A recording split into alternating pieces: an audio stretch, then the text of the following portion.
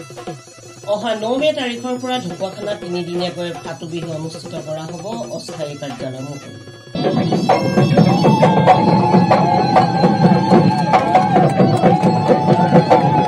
ঢকুৱাখানা চাৰিকৰীয়া নৈ পাৰত মহঘুলি চাপৰিত অতীজৰে পৰা নিভাজ ৰূপত পালন কৰি অহা ফাট বিহু আয়োজনৰ বাবে প্ৰস্তুতি আৰম্ভ হৈছে। বিগত বৰ্ষবোৰৰ দৰে এই বৰ্ষতো অহা 9, 10 আৰু 11 মে বহাগ মাহৰ 25, 26 আৰু 27 তাৰিখে মহঘুলি চাপৰিৰ নান্দনিক পৰিৱেশৰ মাজত অনুষ্ঠিত কৰিবলৈ লোৱা হৈছে ফাটু বিহু।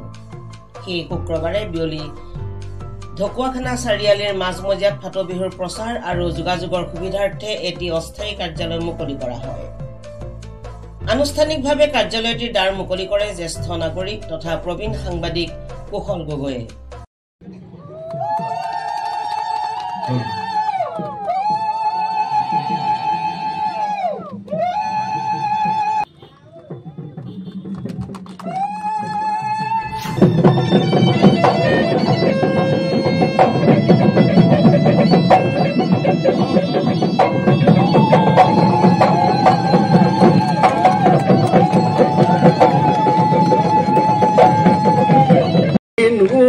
কৰিয়া মাটি নুটা কৰিয়া জাতি নু উপজাতিৰ সমন্বয় বাগিচা চাৰি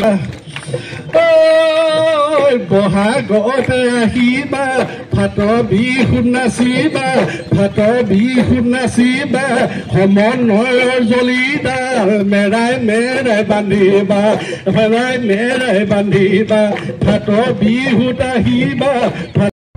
উক্ত অনুষ্ঠানত ফাটু বিহুৰ স্থায়ী সমিতিৰ সভাপতি বসন্ত শইকীয়া, সম্পাদক প্ৰশান্ত হাজৰিকা, উদযাপন সমিতিৰ সভাপতি নিতুল বৰুৱা, সম্পাদক হিতেশ ফুকনকে আদি কৰি ফাট বিহুৰ সৈতে জড়িত বহু লোক উপস্থিত থাকে।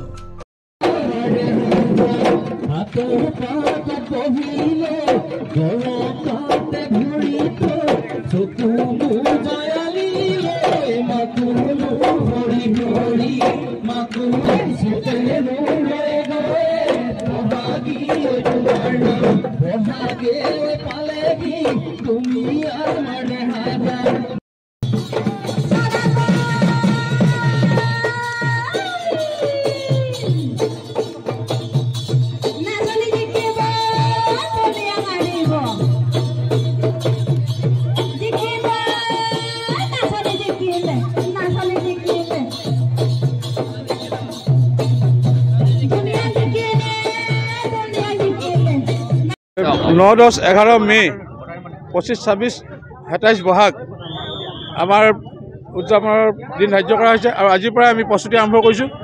সকলো অসমবাসী ৰাইজক ইয়াৰ দ্বাৰা অনুৰোধ জনাইছোঁ, আহক সকলোৱে জাতীয় সাজপাৰ পৰিধান কৰি ফাটু বিহু উপভোগ কৰিবলৈ আহক। ধন্যবাদ।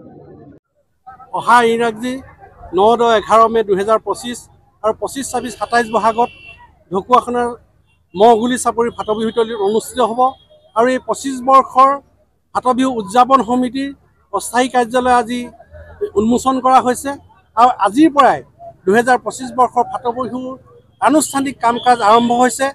আমি ফাটু বিহু সমিতিয়ে সদৌ অসমবাসী সদৌ ঢকুৱাখানাবাসী ৰাইজৰ এই ফাটু বিহুৰ উদযাপনত সকলো ধৰণৰ সহায় সহযোগিতা কামনা কৰিছোঁ আৰু 3 দিনৰ কাৰ্যসূচীত জাতি ধৰ্ম বৰ্ণ নিৰ্বিশেষে সকলো জাতি জনগোষ্ঠীৰ উপৰিও দলমত নিৰ্বিশেষে সকলো উপস্থিতি আৰু সহযোগিতা আন্তৰিকভাৱে কামনা কৰিছোঁ।